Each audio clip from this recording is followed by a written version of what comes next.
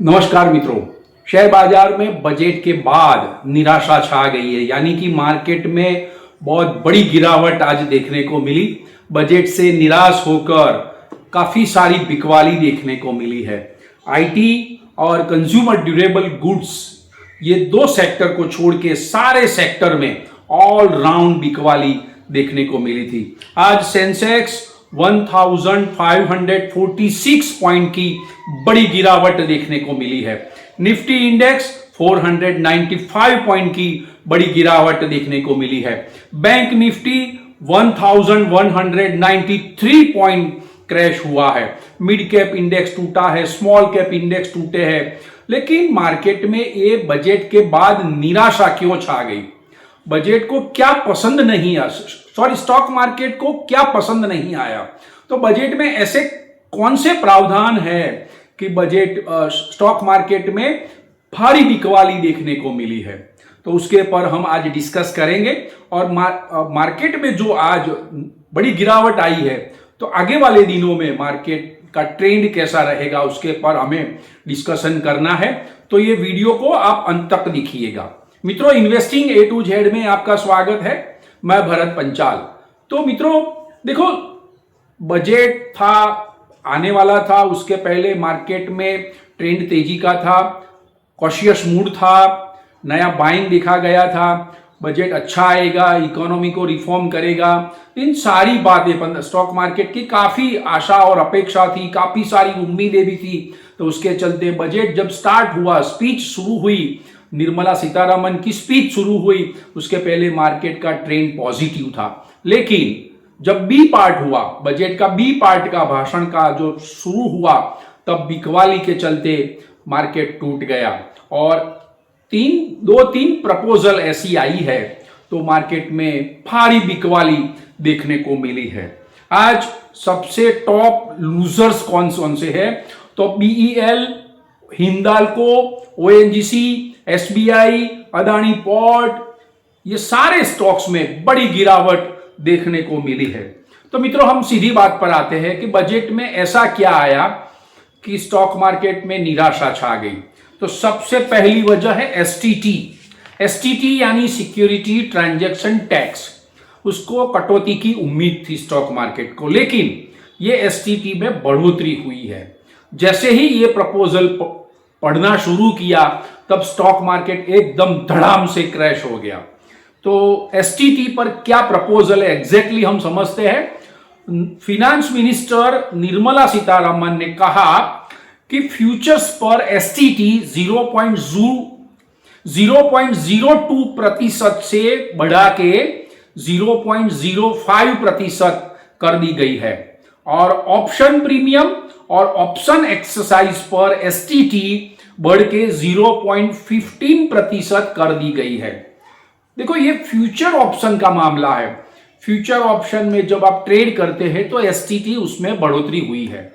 आपको मालूम होगा 8-9 महीने पहले सेबी का एक रिपोर्ट आया था। तब सेबी के रिसर्च रिपोर्ट में कहा गया था कि एफएनडो, फ्यूचर एंड ऑप्शन में 80 से 90% लोग पैसा गंवा रहे हैं, उसको लॉस हो रहा है। ये रिसर्च रिपोर्ट के आधार पर ही फिनेंस मिनिस्टर ने ये डिसीजन लिया है कि उसमें किसी का पैसा नहीं जाए और उसके पर कर्व हो जाए। तो इसकी वजह से फ्यूचर ऑप्शन में एसटीटी में बढ़ोतरी की गई है। दूसरी बात, शेयर बायबैक की प्रपोजल है। तो शेयर बायबैक की जो प्रपोजल है, उसमें कुछ बदलाव किए गए हैं। तो बायबैक से होने वाली कमाई शेयर होल्डरों को होती है, बायबैक से होने वाली कमाई शेयर होल्डरों को होती है, तो उनके पर कैपिटल गेन टैक्स में लाया गया है। शेयर बायबैक होता है, उसकी कमाई जो है वो कैपिटल गेन टैक्स में गिनी जाएगी, और प्रमोटर जो होते हैं कंपनियों के, वो शेयर बायबैक करते हैं। तो जो कॉर्पोरेट प्रमोटर है उनको 22% का टैक्स देना होगा, और नॉन कॉर्पोरेट प्रमोटर को 30% बायबैक टैक्स देना पड़ेगा। तो ये बायबैक में, स्टॉक बायबैक में या शेयर बायबैक में कुछ गड़बड़ी का मामला होगा और फिनेंस मिनिस्ट्री के ध्यान में आया होगा, इसीलिए ये शेयर बायबैक के ऊपर कैपिटल गेन टैक्स में उसको लाया गया है। ये दो प्रपोजल थी। और मित्रों, तीसरी बात, काफी सारी उम्मीदें भी थी कि इनकम टैक्स एक्ट में या इनकम टैक्स लिमिट में या न्यू टैक्स रिजीम को अट्रैक्टिव बनाया जाएगा, तो ये नहीं हुआ है। किसानों के लिए जो होना था एमएसपी के लिए या किसान सम्मान योजना में कुछ बढ़ोतरी अमाउंट की हो सकती थी, उसमें कुछ नहीं हुआ है। सीनियर सिटीजन के मामले में कुछ नहीं हुआ है। कैपिटल गेन टैक्स की कटौती भी नहीं हुई है, जो आशा थी कि कैपिटल गेन टैक्स में भी कटौती हो सकती है। तो ये सारी बातें नहीं दिखाई देगी है। लेकिन काफी सारे लोग बता रहे हैं कि ये जो बजट है वो रिफॉर्म एक्सप्रेस है, लेकिन ये 3-4 वजह से स्टॉक मार्केट निराश हुआ है और भारी बिकवाली देखने को मिली है। देखो, मार्केट में बिकवाली आई है, मार्केट टूट चुका है, लेकिन आगे वाले दिनों में मार्केट का ट्रेंड कैसा रहेगा? देखो, पहले मैं बता दूं कि मार्केट टेक्निकली वीक है। जियोपॉलिटिकल टेंशन का मामला खड़ा है। यूएस और इंडिया के बीच ट्रेड डील नहीं हो रही है। फॉरेक्स मार्केट में डॉलर के सामने रुपया टूटकर 92 के अगर उसके आजू बाजू आ गया है, 92 के लेवल पे आ गया है। ये सारे नेगेटिव फैक्टर्स हैं। एफआईआई बिकवाल है। तो ये सारे फैक्टर जो है मैंने गिनाए वो सारे नेगेटिव थे और बजट तो एक बहाना बन गया है। लेकिन मित्रों, आगे वाले दिनों में मार्केट का ट्रेंड दो तरफा मूवमेंट वाला रहने वाला है। ये जो आज क्रैश हुआ है उससे आगे मार्केट गिरने वाली जगह नहीं है, लेकिन मार्केट 2-3 दिन में स्टेडी हो जाएगा। लेकिन टेक्निकली मार्केट बहुत ही वीक हो चुका है। एफआईआई बिकवाल है, लेकिन डीआईआई का मार्केट को बहुत ही सपोर्ट है। तो इंडियन इंस्टीट्यूशन और म्यूचुअल फंड का सपोर्टिव बाइंग देखने को मिल सकता है। तो कल मार्केट नीचे लेवल पे खुलेगा तो डीआईआई और म्यूचुअल फंड का सपोर्ट भी मिलने वाला है।